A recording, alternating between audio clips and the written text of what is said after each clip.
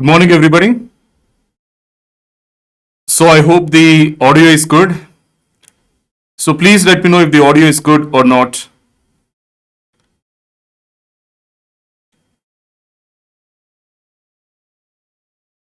Please let me know if the audio clarity is good. Like, are you able to hear a lot of disturbance, or there is no clarity in the voice or something like that? Since yesterday I've been facing this audio issue, so your input would be like very valuable to me.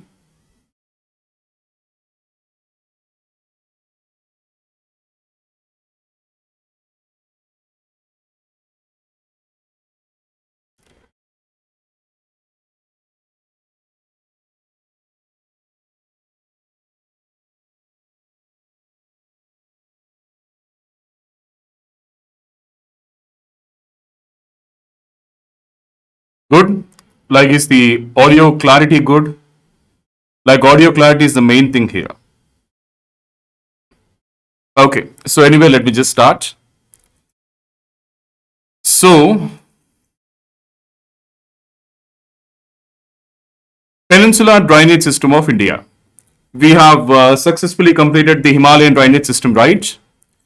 So now let us discuss about Peninsular River System. Okay. Praveen, I'm using a mic, but this is a different mic. This is a bit more costly type of mic. This is the mic used by radio jockeys and singers and all that. It's a bit expensive mic. Okay. So, Peninsular Drainage System of India. Now it can be divided into east flowing rivers and west flowing rivers. Okay, so first let us discuss about the east flowing rivers.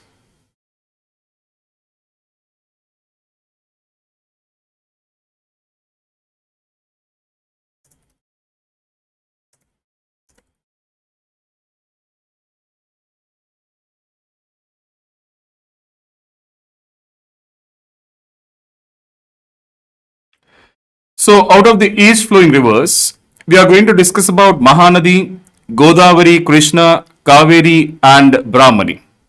So this is enough for us. And I'm not going to discuss about Penna, Sarada, Puniyar and Vaigai rivers. These are minor ones. I'm not saying that these are less significant to the people. Even these are very, very important for the people of the respective states, but not so important from UPSC perspective. Like, again, UPSC is very uncertain, right? So they might be asked, they might not be asked. There is no guarantee, but these rivers will definitely be asked. So you can go through these, you can get some information about these rivers in Wikipedia or in other websites. Okay.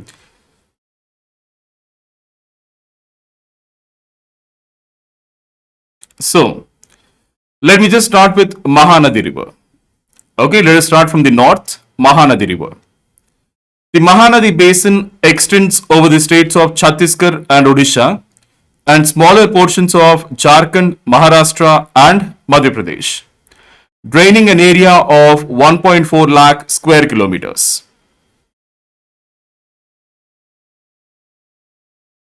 Okay, Praveen, the mic is still there with me. Do you want to see the mic? Okay, now you can see the mic, right? I just hit the mic in the background. Okay, the mic is always there. So, anyway, Mahanadi. The Mahanadi basin extends over Chhattisgarh, Odisha, and smaller areas of Jharkhand, Maharashtra, and Madhya Pradesh, draining an area of 1.4 lakh square kilometers. Okay, so a very, very large river basin. Like many other seasonal peninsular rivers, the Mahanadi too is a combination of many hill streams, and thus its precise source is impossible to point out. So there is a very important thing in this point here. Like many other seasonal peninsular rivers, what do you mean by seasonal? During the dry season, most of the river basin would be dry. Okay, only during the wet monsoon season, the river would be flowing in full force, in full flow. Okay, and apart from that, all these peninsular rivers are due to rainfall on hills, mostly Western Ghats. So multiple streams combine to give rise to this rivers. Okay, so like many other seasonal peninsular rivers, the Mahanadi too is a combination of many hill streams, so many. So it is very difficult to pinpoint the original source of Mahanadi, or maybe there is no such thing called the original source. Okay, it's just a combination of many streams flowing down the hills and combining together to form Mahanadi River. But we can locate the farthest headwaters. Now, what do you mean by headwaters in the first place? Headwaters are that point in the river which is the farthest from the estuary. Okay, see, every river has its origin, every river has its source, and the river flows and finally empties into the sea. So here it forms an estuary. So headwater is that point in the river that is very, very far away, the farthest from the estuary.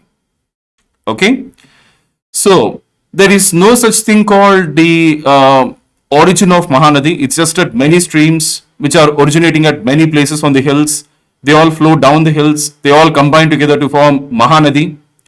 But you can locate the farthest headwaters in the hills of Dandakaranya in Dhamtari district of Chhattisgarh at an elevation of 442 meters.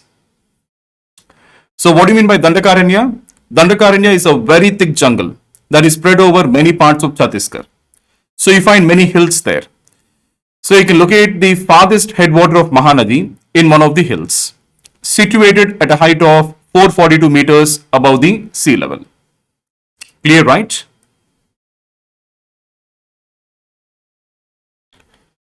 Now, the Mahanadi River Basin is bounded by central Indian hills on the north, the Eastern Ghats on the south and east, and Maikal Range on the west. We have discussed about Maikal Range. Do you remember? So, the Mahanadi River Basin is bound by central Indian hills on the north. So, that is Satpuras and Vindhyas combined together. And Eastern Ghats on the south and east. And the Maikal Range on the west. Okay. The Mahanadi follows a total course of 900 kilometers. Okay. So any doubts anybody has still here? So you just have to keep one thing in mind. Many peninsular rivers are seasonal rivers. Okay. So during the dry season, most of the river basin would be dry. There would be no flow in the river. That is the first thing you have to keep in mind. So that is the very difference between peninsular rivers and Himalayan rivers, right? Himalayan rivers are perennial. What do you mean by perennial? It doesn't matter what is the season. During every season, throughout the year, there is good flow in the water. But of course, during monsoon season, the flow would be increased. Now that is the meaning of perennial, flowing throughout the year. But seasonal rivers are different. During the dry season, the river will become completely dry in some parts of the river basin. Okay, so I hope you understood this.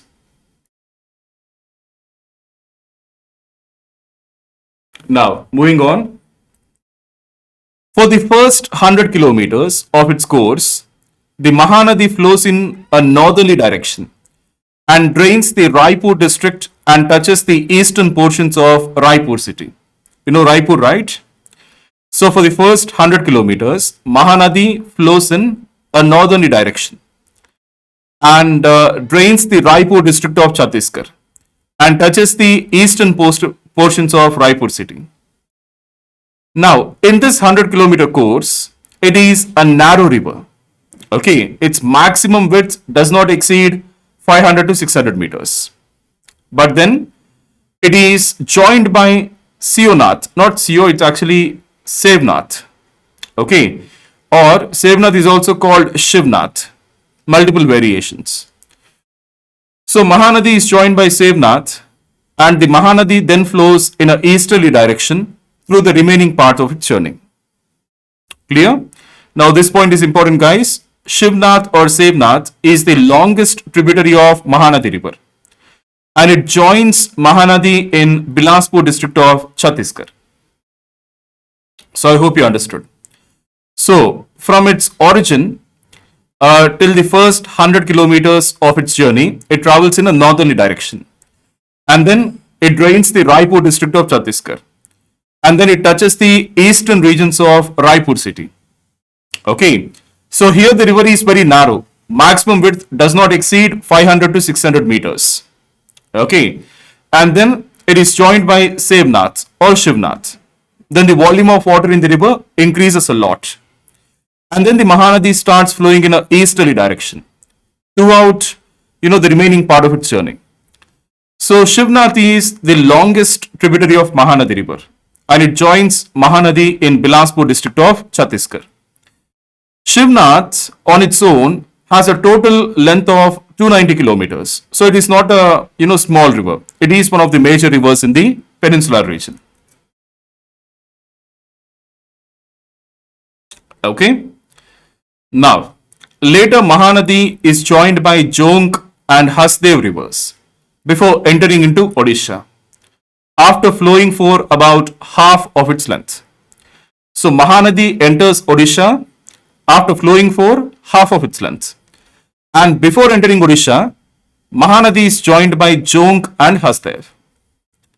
And then it enters Odisha near Cuttack. All these points are important. Near the city of Sambalpur, it is dammed by one of the largest dams in India, that is Hirakud Dam. I'm pretty sure that you might have heard this name before. Okay, so at Hirakud Dam, it forms a large lake, one of the largest lakes in Asia. Okay, now the river traverses Cuttack district in an east-west direction, and just before entering Cuttack, it gives off a large distributary called Khajuri. I hope you're understanding. So Mahanadi traverses through the Cuttack district. Okay. And just before entering Cuttack, what happens? Mahanadi gives off a large distributary called Khajuri. The Khajuri then throws off many streams and falls into Bay of Bengal after entering Puri district.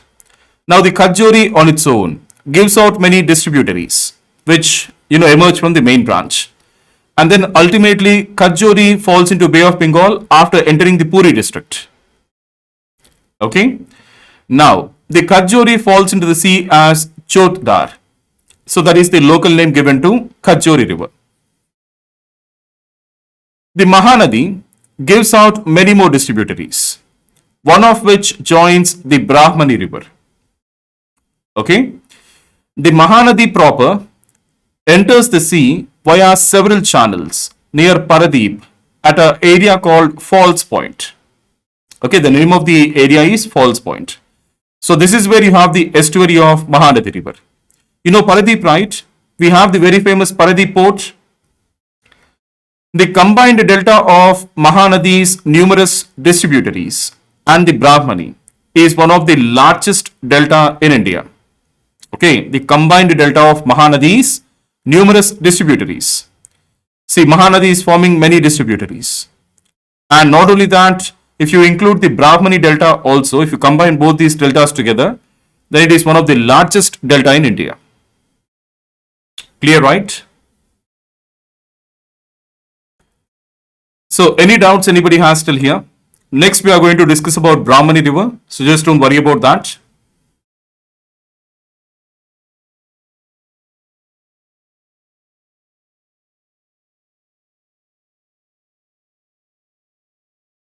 I don't know why they showed Nepal here. This is totally wrong.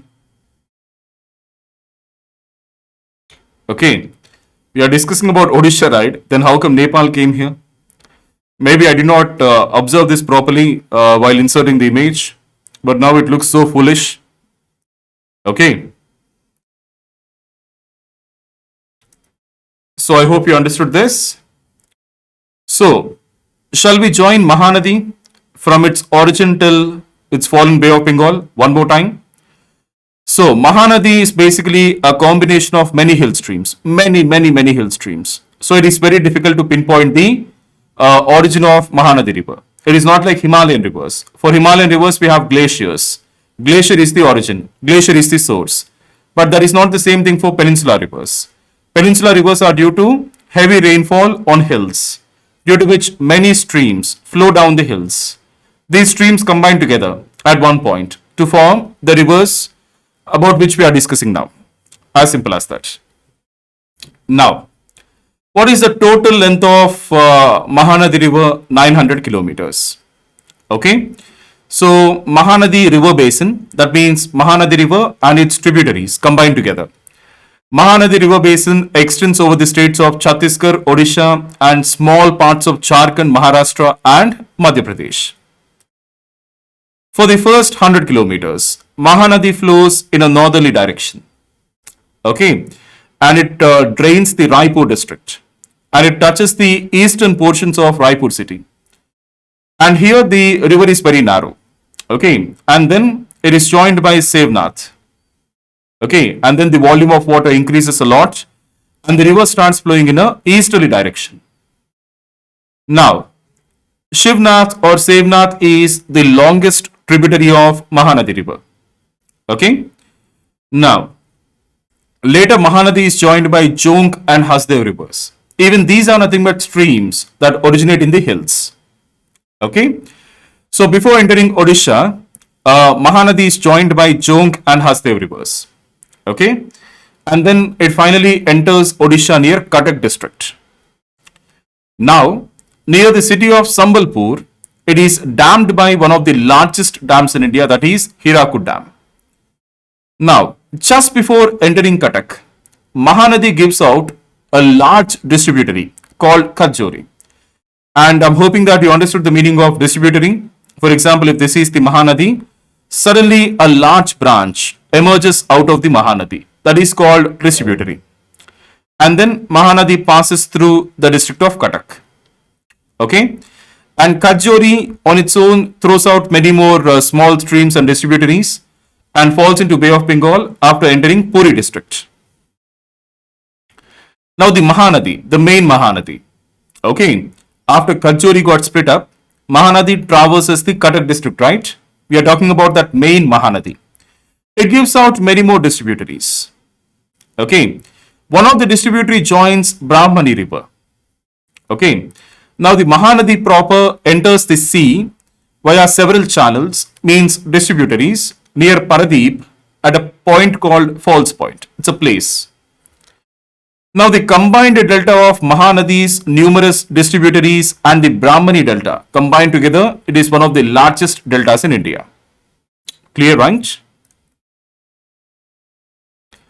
So here we have the Hirakud Dam and we have a large lake here, one of the largest man-made lakes in Asia at Hirakud Dam. Simple.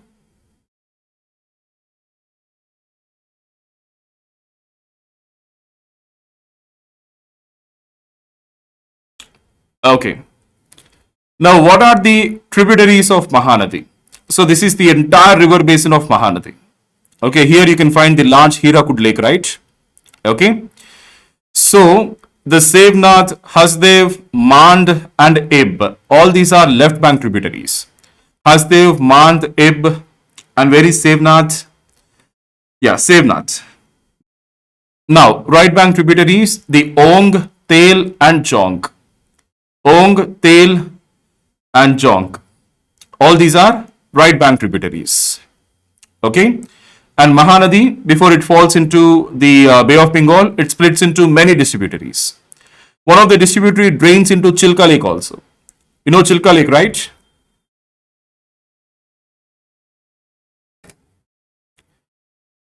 So I hope you understood the Mahanadi River. This is like the most comprehensive coverage of rivers ever. Okay, very, very comprehensive. And this is only possible due to online classes. Okay, so that is the beauty of online classes. Now, moving on. Next, Brahmani River. Okay, we don't have much to discuss about this.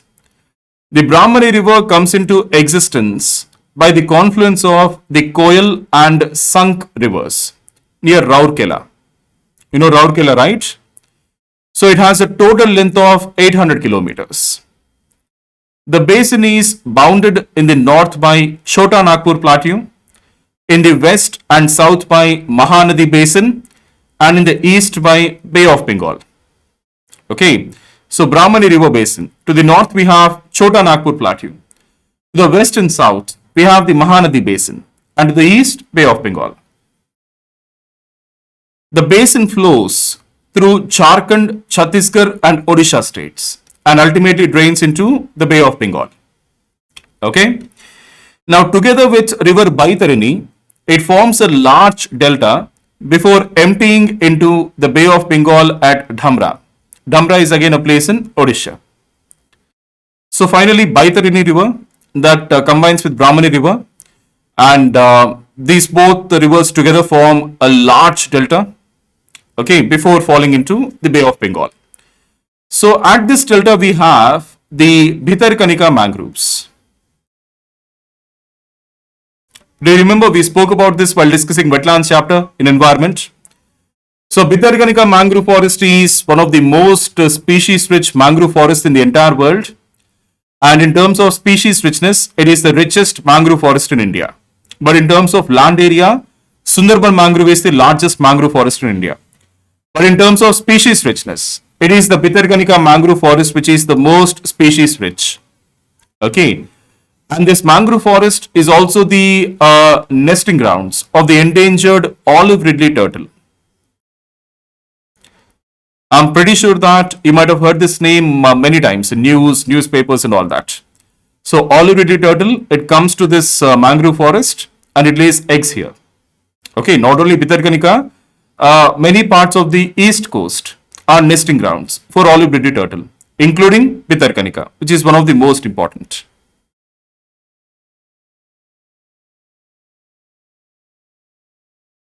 Okay, guys.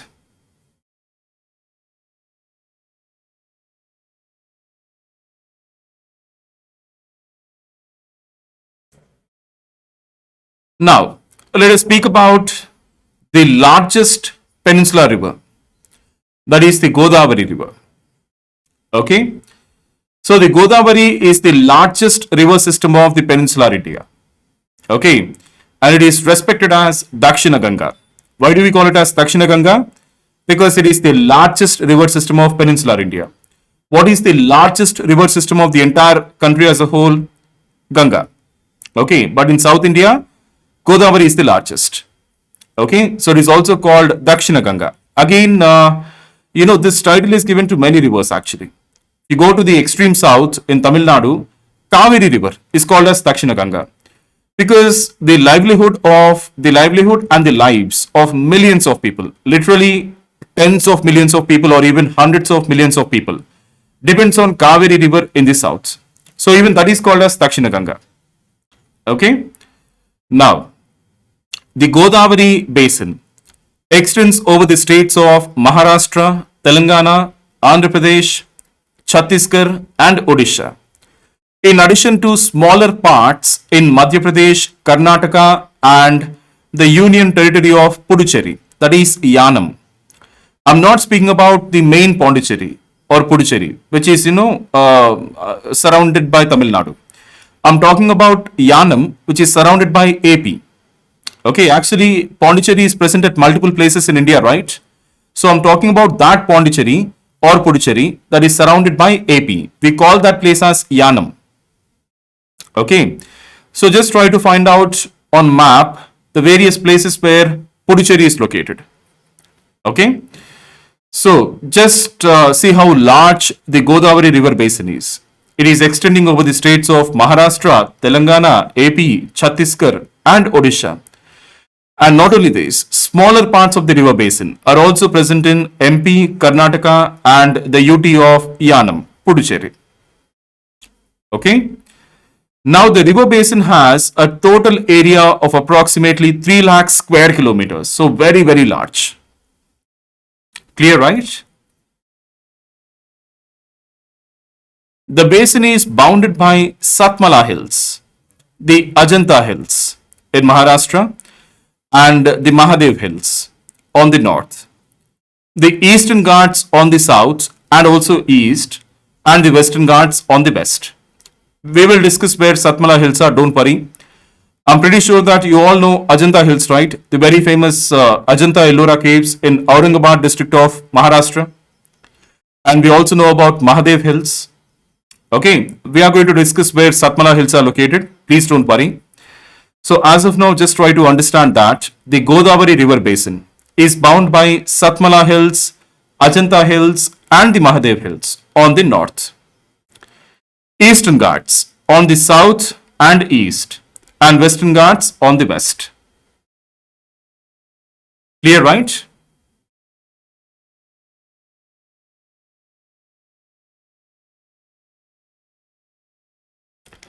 Now, Satmala Hills run across the Nashik district of Maharashtra and are part of Western Ghats. Okay, and there are many forts on these hills. I guess there are around 12 to 14 forts that were built on Satmala Hills.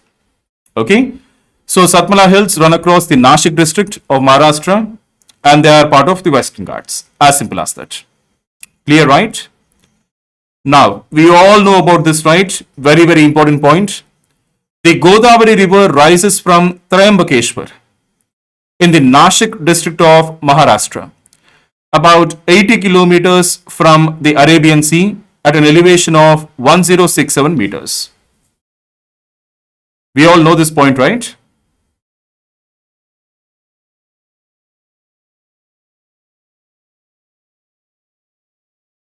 So, the total length of Godavari from its origin to outfall in Bay of Bengal is 1465 kilometers. So, really a very, very large river, the largest in South India. Okay, so please remember this, guys.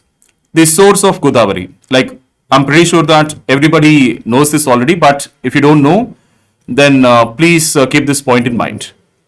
Okay, so where does the Godavari river take birth? Triambakeshwar in Nashik district of Maharashtra, Western Ghats.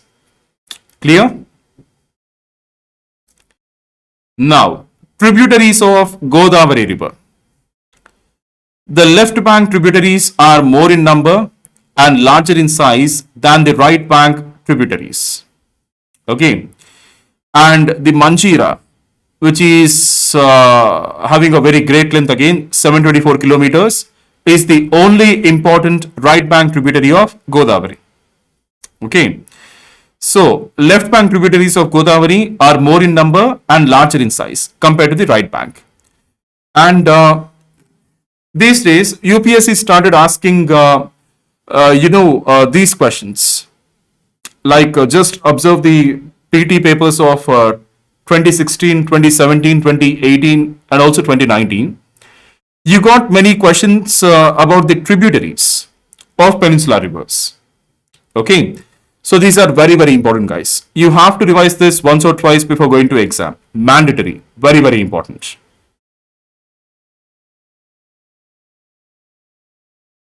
Okay, now what are the various left bank tributaries? Darna, Penganga, Vainganga, Vardha, Pranahita. Actually, Pranahita is the combined waters of Penganga, Vardha, and Vainganga. Okay, so obviously Pranahita is the largest tributary of Godavari river, covering about 34% of the entire drainage basin of Godavari. Okay, so left bank tributaries: Darna, Penganga, Vainganga, Vardha, and Pranahita. So what is Pranahita? The combined waters of Penganga, Vardha, and Vainganga is Pranahita. Please keep this in mind. Very, very important. So apart from this, Pench, Kanhan, Sabari, again very important. Sabari and Indravati. All these are the left bank tributaries. Okay.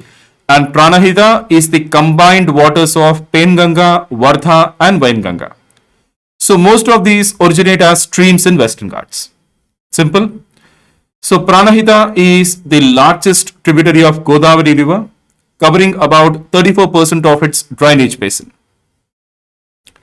Now, due to its extensive network of tributaries, the river, we are talking about Pranahita, the river drains all of Vidarbha region of Maharashtra, as well as the southern slopes of Satpura ranges.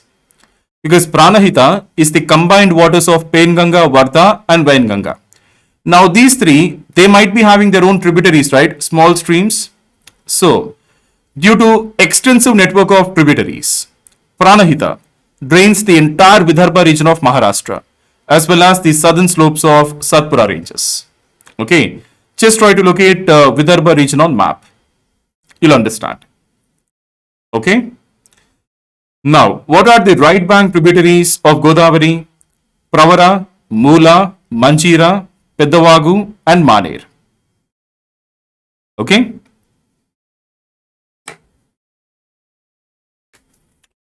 So, any doubts anybody has still here?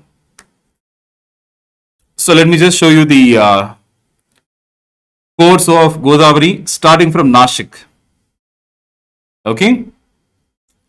Now, below Rajahmundry, Rajahmundry is a famous city in AP.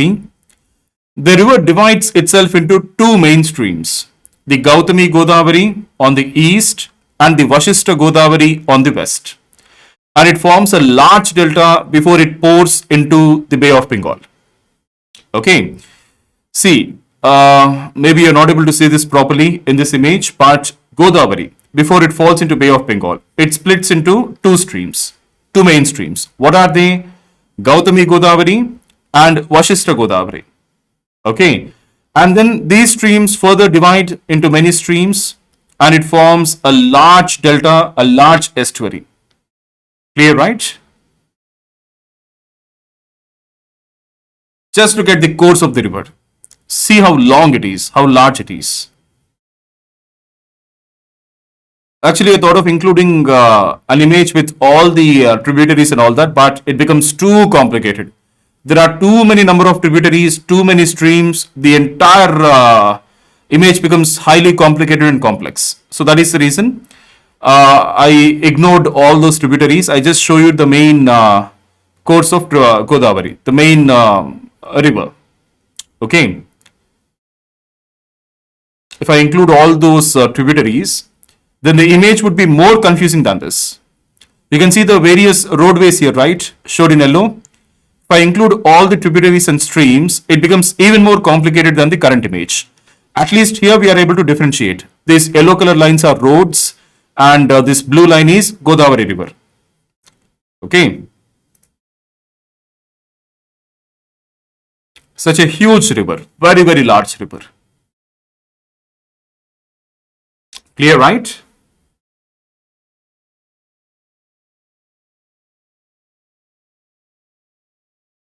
Okay, so moving on.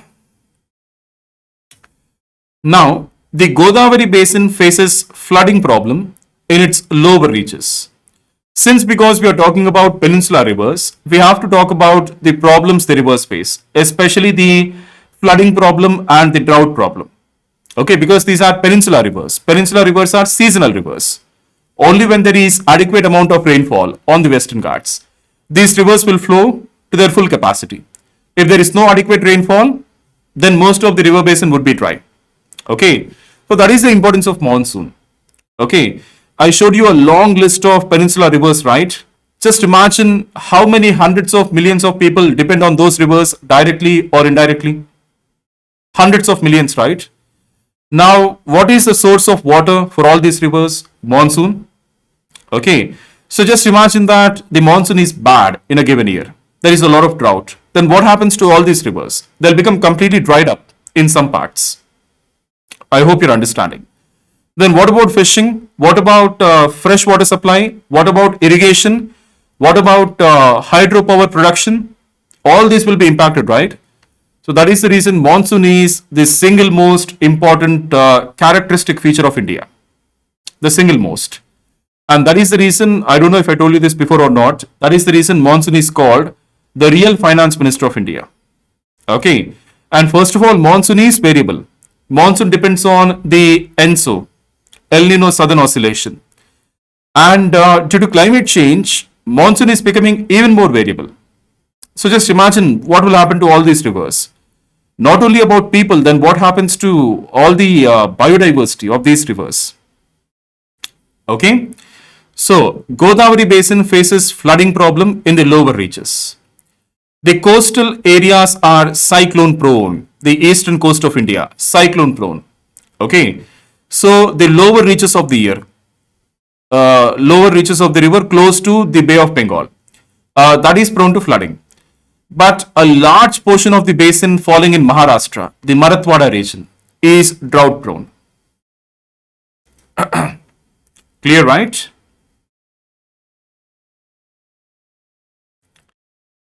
So with this, we are done with Godavari.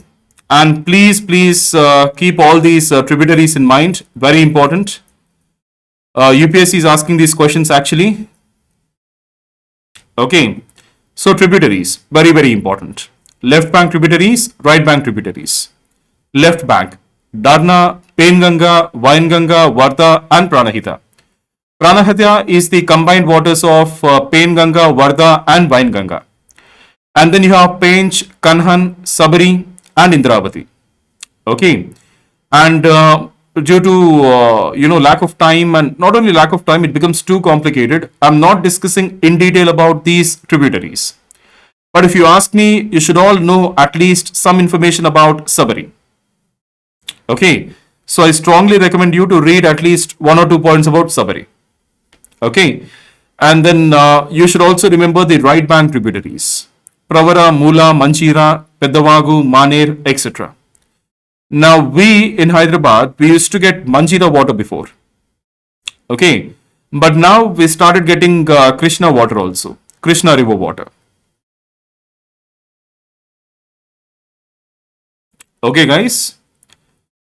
Now let us move on to Krishna river. So the Krishna is the second largest east flowing river of the peninsula. Second largest. Okay. Now the Krishna river is the fourth biggest in India in terms of water inflows and river basin area after Ganga, Godavari and Brahmaputra. Okay. So these 2 points are very important. The Krishna river is the fourth biggest river in India in terms of water discharge, in terms of volume of water, and also in terms of area of the drainage basin of the river after Ganga, Godavari and Brahmaputra. Clear, right? Now, the Krishna basin extends over AP, Telangana, Maharashtra and Karnataka, having a total area of 2.6 lakh square kilometers.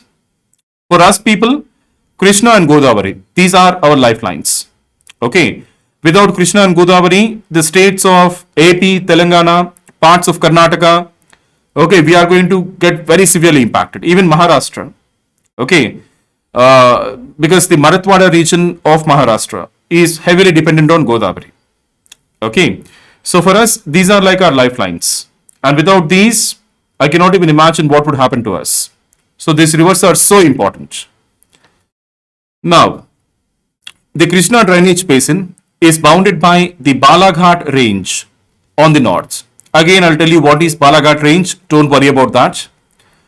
So the Krishna basin is bounded by Balaghat range on the north, Eastern Ghats on the south and east, and Western Ghats on the west.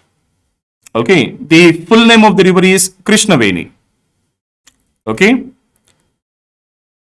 Especially for people of AP and Telangana, my people, Krishna is very important. Okay. So where is Balaghat range? The Balaghat range is a hill range of low elevation in the Maharashtra of India. It runs southeast from Western Ghats It runs southeast from Western Ghats to the border of Maharashtra and Karnataka states. There's a small typo here, just ignore that. See, here you have the Balaghat range, the area marked here. So as you can see, Balaghat is running south or southeast from the Western Ghats. Clear? So Balaghat range is a hill range of low elevation. All the hills are like very low. And it is found in the Maharashtra state. And it is running south or east, somewhere like this, from the Western Ghats. And it runs along the border between Maharashtra and Karnataka states. Now this range separates Godavari river basin in the north and Bhima River basin in the south. So this Balghat range, it separates Godavari River basin in the north and Bhima River basin in the south. Now, what is Bhima River? Bhima River is one of the tributaries of Krishna River. Okay, so now look at this point again. The Krishna drainage basin is bounded by Balaghat range to the north, Eastern Ghats on the south and east, and Western Ghats on the west. Clear, right? Now, the Krishna River rises from the Western Ghats near Jor village of Satara district of Maharashtra at an altitude of 1337 meters just to the north of Mahabaleshwar. Clear? So this point is again important. So what is the origin of Krishna? Western Ghats. There is a village called Jor village in the Satara district of Maharashtra. So there Krishna rises at an altitude of 1337 meters just to the north of Mahabaleshwar. You know Mahabaleshwar, right? Very famous pilgrimage spot.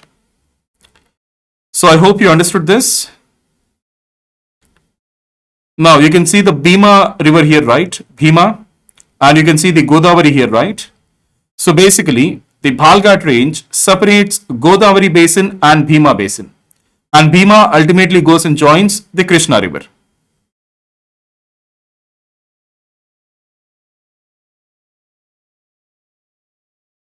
Okay. Now, the total length of the river from origin to its fall into Bay of Bengal is 1400 kilometers. The major part of the basin is covered with agricultural land, accounting to 75.86% of the total area of the drainage basin of Krishna. Okay, just look at the importance of this river. 75.86% of the total area of drainage basin of Krishna is agricultural land. Okay, now the Krishna forms a large delta with a shoreline of about 120 kilometers. Okay, the Krishna delta appears to merge with that formed by Godavari and extends about 35 kilometers into the sea. Okay, satellite view shows that the Krishna delta merges with the Godavari delta, and you can combine this together and it forms a very large delta, the second largest delta in India after Ganga Brahmaputra delta. Okay, and this entire delta basin is also very rich in natural resources. So I don't know if you have been following news since the last 2 or 3 years, but the word KG basin came in news many times. What do you mean by KG basin? Krishna Godavari basin. So you find rich reserves of shale and also natural gas. So we are going to discuss about all this in economic geography. Just don't worry about that. Okay. Now, tributaries of Krishna river. Right bank, the Ghataprabha or Ghatprabha, the Malprabha and Tungabhadra. Left bank, Bhima, Musi and Muneru. So not only this, there are many more small streams also. But again, for the sake of simplicity, for the sake of not complicating it, we are ignoring all those small streams. If you remember these, then that is more than enough. Again, UPSC won't expect you to remember anything apart from these. So just don't worry about that. Okay. Now, the Koyna. Even Koyna is one of the important tributaries of Krishna. As soon as you hear the word Koyna, what comes into your mind? The Koyna Dam. Okay. So Koyna originates in the Mahabaleshwar and it is a small tributary, but it is known for Koyna Dam. Now, why is Koyna Dam famous? Because Koyna Dam is the main cause of the devastating earthquake in 1967 that killed around 150 people. And the magnitude of the earthquake was 6.4. So it is not a weak earthquake. It is a very strong earthquake. Okay. Do you remember while discussing earthquakes chapter in geomorphology, we have discussed that storing a lot of water in reservoirs is also one of the reasons behind earthquakes, man-made earthquakes. Because just imagine the mass of that water, the weight of that water. Okay. So when you're storing a lot of water in a reservoir, huge reservoir, it is going to impose a lot of weight on the underlying rocks. So, a lot of pressure on the underlying rocks. So, the underlying rocks will bend and crack, and that will lead to earthquake. Clear, right? Now, the Bhima River. Bhima River originates from the Matheran Hills. Do you know about Matheran? It's a very famous and beautiful tourist spot in Maharashtra. So Bhima originates from the Matheran Hills and joins the Krishna near Raichur after a distance of 861 kilometers. So Bhima is also a significant river. Okay. Now the Tungabhadra. This is the largest tributary of Krishna. Very, very, very important. The Tungabhadra is formed by the unification of the Tunga and Bhadra. There are two streams, Tunga stream and Bhadra stream. They originate in the central Sahyadri range, the central Western Ghats of Chikmagalur district of Karnataka. Okay. Now the total length of Tungabhadra is 531 kilometers. So that is the reason I use the word largest. Okay, because Bhima is longer than Tungabhadra. The length of Bhima is 861. The length of Tungabhadra 531. But the volume of water is more in Tungabhadra. That is the reason largest tributary of Krishna is Tungabhadra. Clear, right? So Tungabhadra flows along the border between Telangana and AP and joins Krishna in Kurnool district of Andhra Pradesh. So these you have to remember, guys. There is no other option. You must remember all these. I'm hoping that you have Atlas with you. I don't have to say it every day, right? You must keep Atlas ready with you at any cost. Okay? And guys, are you made aware of the next class time? The next class is going to be at 4 p.m. Okay? And within 20 or 30 minutes, I'm going to finish off the environment syllabus. And the rest of the session will be geography. Okay? So, we still have a lot of syllabus to cover in geography. So tomorrow also I'll be taking classes. So tomorrow the classes will be from 9:30 in the morning. Okay. So yeah, tomorrow and also on Monday. Okay, by Monday I'm going to finish off the geography syllabus. I'm not going to rush through anything. You know how comprehensively I cover it, right? I cover it in a very, very comprehensive way. You can trust me. And also I won't rush through any topic. If you're not understanding anything, you can ask me at any time. I will repeat it. Okay? So just don't worry about that.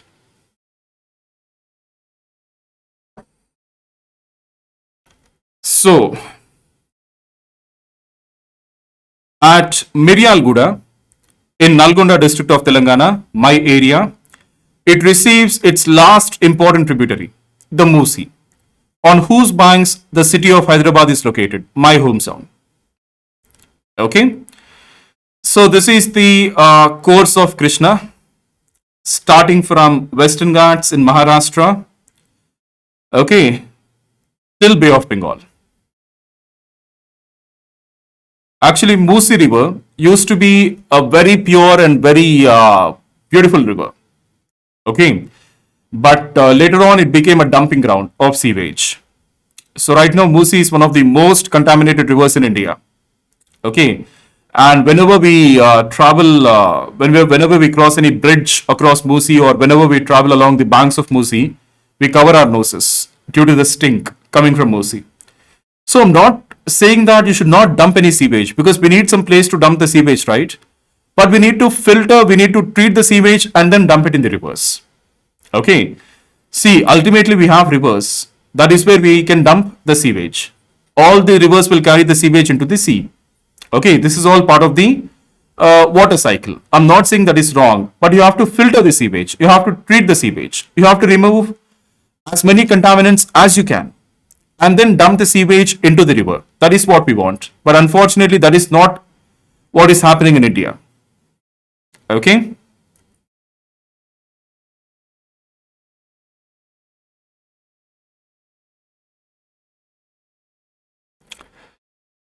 Yes, Gautam. By Monday, the geography syllabus will be over. Okay, even on Monday, I'll be taking 2 classes and I'll finish off the geography syllabus on Monday. Just don't worry. Okay. See, I'm going out of station for 3 or 4 days. I'm visiting Madhya Pradesh, okay, on some work. And if you feel that so and so topic is not covered, or if you feel that you're not having any clarity in so and so topic, you can just inform that to management. As soon as I come back from my trip, I will take a class and cover that. Okay. So Monday, I'll try to finish off the entire syllabus. The syllabus will be done. On Monday evening, I'm leaving to Madhya Pradesh. Okay.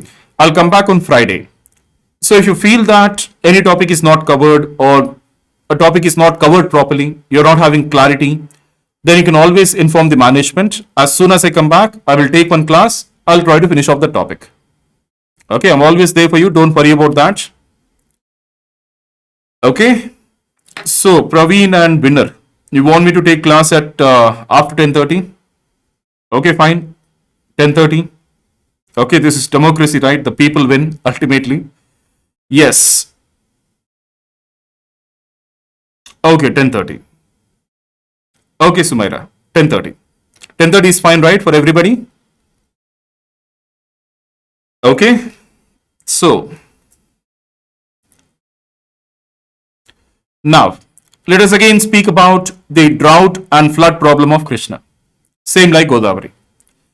Some parts of the Krishna basin, especially the Rayalaseema area of Andhra Pradesh, Bellary, Raichur, Dharwar, Chitradurga, Belgaum and Bijapur districts of Karnataka, Pune, Sholapur, Osmanabad and Ahmednagar districts of Maharashtra are drought prone.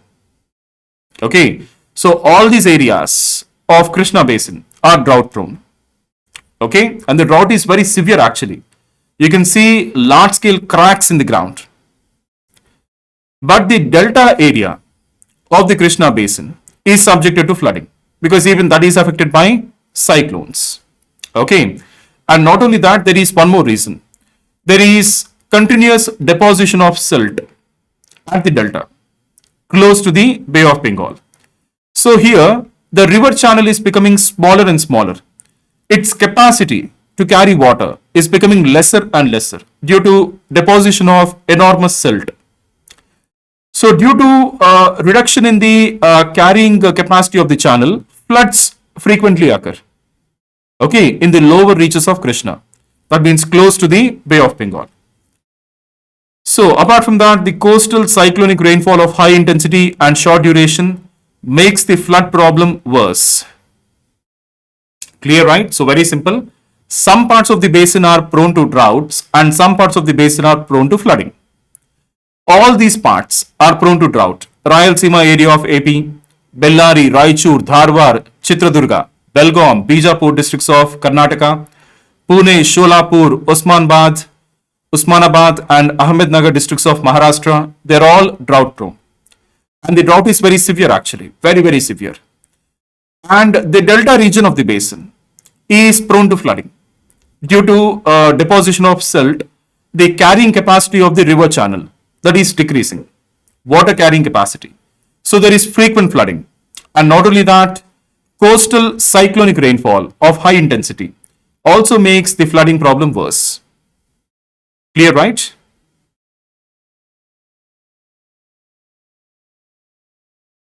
So with this, we are done with Krishna River. Okay. So I hope you understood all these points. Like, very simple, right? By this time, you might have understood what to study, what not to study, or what is important, what is not important in this reverse topic. So the points, whatever I gave you, these are more than enough. Okay. So please keep in mind tributaries, right bank and left bank. Okay. Clear, right? Now, let us speak about the last peninsular river. That means peninsular rivers flowing towards the Bay of Bengal. We still have to discuss about Narmada. Okay. Kaveri River. So Kaveri River is literally the lifeline of Tamil Nadu. Literally the lifeline. Okay. So Kaveri River, it rises at an elevation of 1341 meters at Talakaveri on Brahmagiri range near Kodagu, Coorg of Karnataka. You know Coorg, it is called the Scotland of India. Coorg is one of the most beautiful, most famous tourist destination spots in peninsular India. Okay, it's a hill region and it's so beautiful. It is called the Scotland of India. Okay, so there is a place called Talakaveri on the Brahmagiri range. Brahmagiri range is part of Western Ghats near Coorg. Okay, so that is the origin point of Kaveri. Clear, right? Now, the total length of Kaveri from the origin to fall in Bay of Bengal is 800 kilometers. So again, a very major river. The Kaveri basin extends over the states of Karnataka, Tamil Nadu, Kerala, and the UT of Puducherry, draining an area of 81,000 square kilometers. So a very, very large drainage basin. Now, it is the third largest river in South India after Godavari and Krishna. And it is the largest in the state of Tamil Nadu, and it divides the state into north and south. So literally, Kaveri passes through the middle of Tamil Nadu and divides Tamil Nadu into north and south regions. Now, just look at this. So Kaveri, the main stream, doesn't touch Kerala, but the drainage basin of Kaveri touches Kerala. That means some of the tributaries flow from Kerala into Kaveri. Okay, see here, the Kaveri basin, I said basin, I simply do not say Kaveri because Kaveri doesn't touch Kerala. But the Kaveri basin, what do you mean by basin in the first place? I told you the meaning of basin in the previous class. So basin means if this is the main river, many tributaries join this river, right, from all the directions. So this entire area is basin, river basin. So Kaveri basin, I simply did not say Kaveri, Kaveri basin extends over the states of Karnataka, Tamil Nadu, Kerala and the UT of Puducherry. Okay, so the total area of the Kaveri basin is 81,000 square kilometers. But this is the main Kaveri stream. Okay, and as you can see, Kaveri divides Tamil Nadu into north and south regions. Okay, I hope you're understanding all these. Now, it is bounded by Western Ghats. We are discussing about the entire basin again, Kaveri basin. The Kaveri basin is bounded by Western Ghats on the west, the Eastern Ghats on the east, and also the south. Okay, physiographically, the Kaveri basin can be divided into three parts: the Western Ghats, the plateau of Mysore or Karnataka plateau, both are same, and the Kaveri delta. Okay, so physiographically, based on physical geography features, the entire basin of Kaveri can be divided into three parts: Western Ghats, plateau of Karnataka or plateau of Mysore, and the delta. Now, the delta area is the most fertile tract in the basin. Out of all the areas in the basin, the delta area is the most fertile. Obviously, common sense, alluvial soil. The main soil types found in the basin are basin of the entire Kaveri river: black soils, red soil, laterite and alluvial soils. But red soils occupy a large area in the Kaveri basin. Okay, and alluvial soils are found closer to the delta areas. Simple, right? Yes, distributaries, tributaries, everything is included in the basin. Okay. So guys, this point is important. So UPSC loves such points. Okay, red soils occupy large areas in the basin of Kaveri. If you know this point, it means you have an in-depth knowledge about the river systems of the peninsular India, and that is what UPSC wants. Okay, so such points are very, very important. Okay, now Kaveri is a special case. Of all the peninsular rivers, Kaveri is the special case. Okay, let me tell you why. Kaveri is more or less perennial. How come Kaveri be perennial? Kaveri is a peninsular river, right? What is the source of water in the Kaveri? Rainfall on hills. If there is no rainfall on hills, Kaveri will be dry, right? Then how can Kaveri be peninsular? Kaveri is located at the very south, right? How can Kaveri be perennial? Kaveri is located at the very south, right? And Kaveri is a peninsular river. Then how can Kaveri be perennial? Himalayan rivers are perennial because the glaciers will keep on melting and the meltwater will feed the rivers. So Himalayan rivers are perennial. But how can Kaveri be perennial? Because Karnataka receives rainfall through southwest monsoon. But Tamil Nadu does not receive rainfall through southwest monsoon. Tamil Nadu is the only region in India that does not enjoy rainfall of southwest monsoon because the Western Ghats are blocking the monsoon winds from entering into Tamil Nadu. Okay, so Tamil Nadu enjoys northeast monsoon. Okay, you'll understand about this in a better way when we discuss the monsoon chapter. But as of now, there are two monsoon winds, southwest monsoon and northeast monsoon. This reversal in the direction of winds is monsoon, right? Do you remember? That is what I told you. What do you mean by monsoon? Seasonal reversal in the direction of winds. During the summer, you have southwest monsoon. During the winter, you have northeast monsoon. So there is a reversal in the direction of winds. That is monsoon. So very simple. Karnataka enjoys southwest monsoon. Most of the country enjoys southwest monsoon. But Tamil Nadu does not enjoy southwest monsoon. The Western Ghats block the monsoon winds from entering into the interiors of Tamil Nadu. But Tamil Nadu enjoys northeast monsoon. The northeast monsoons blow over Bay of Bengal and bring rainfall to Tamil Nadu. Okay. So now I called Kaveri as a perennial river. Why? Because during the southwest monsoon, there is heavy rainfall on Western Ghats and there is a lot of water in the Kaveri river.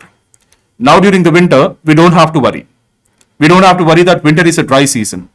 Winter is a dry season for most of India, but winter is not a dry season for Tamil Nadu.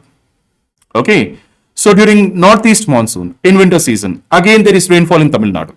So more or less there is water in Kaveri throughout the year. So Kaveri is more or less a perennial river. So did you get this, guys?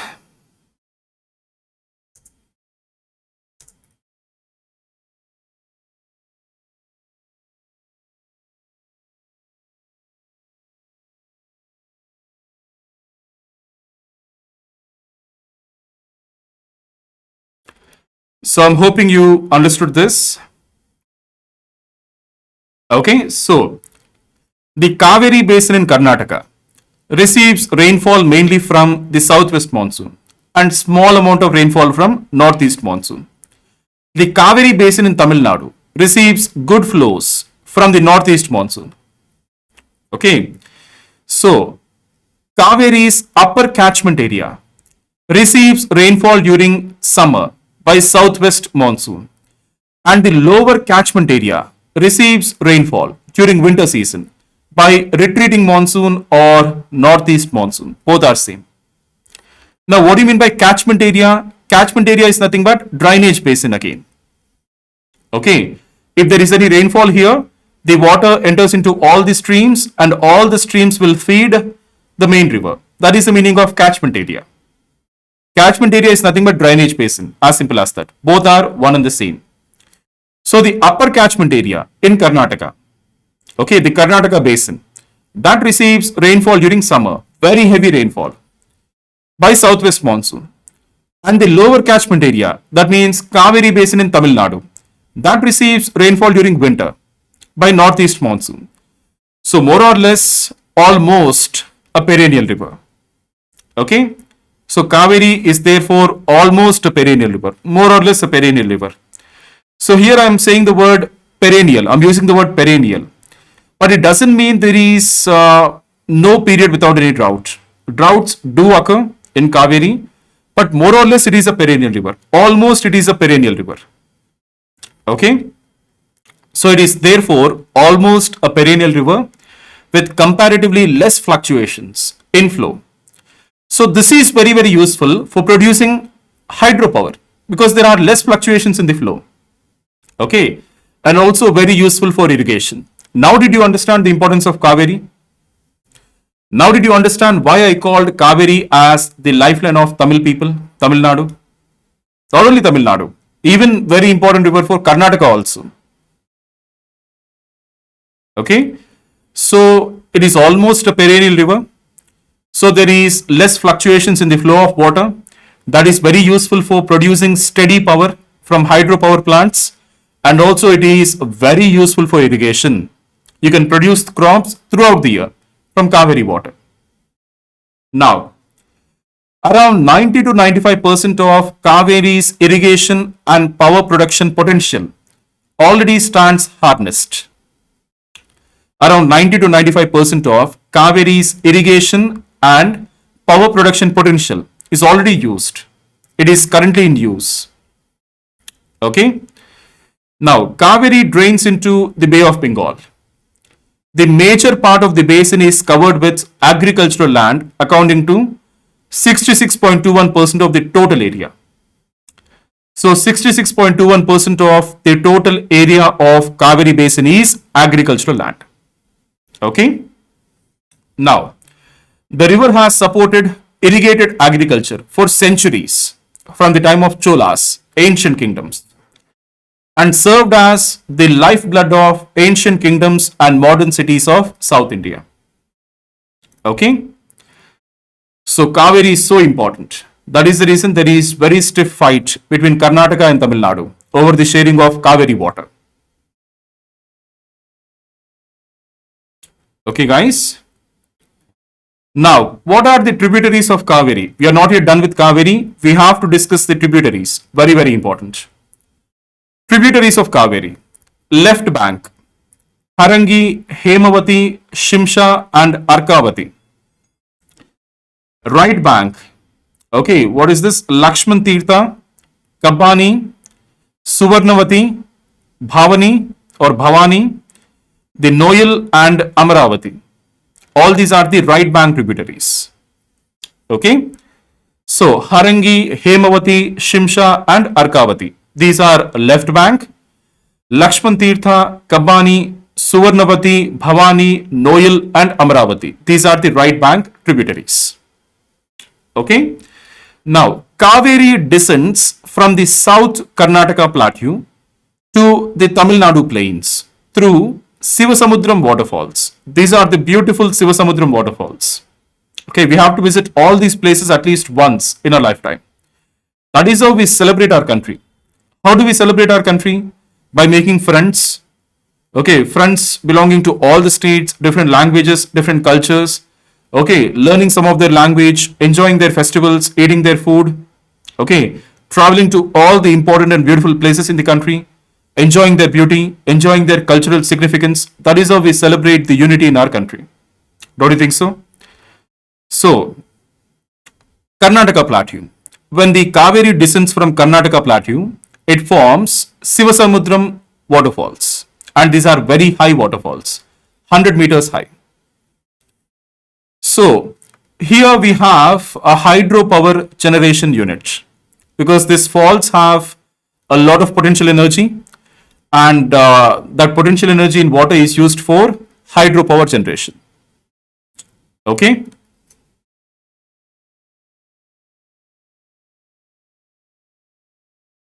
So guys, let me just stop it here. Again, we'll meet at 4 o'clock, and then we are going to discuss about Narmada and Tapi rivers. Tapi or Tapti both are same. And then we can discuss the soils and agriculture of India. And then we can move on to climate of India, where we'll discuss the monsoon mechanism. After that, we have nothing else to cover. We have covered all the physiographic divisions. And then we have covered, like we will cover the rivers.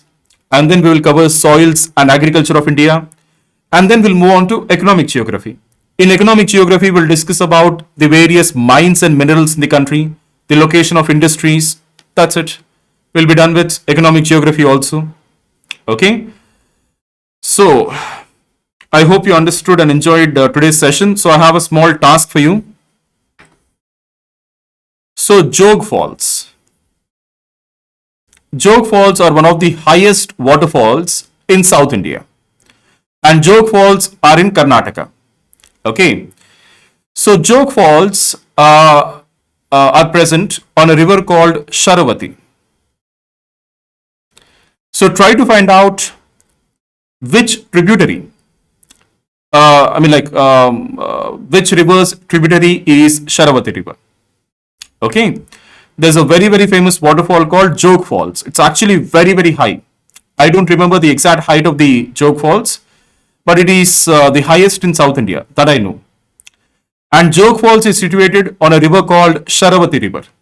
Okay, so your task, find out Sharavati is tributary of which river. Okay. So let us meet at 4 o'clock.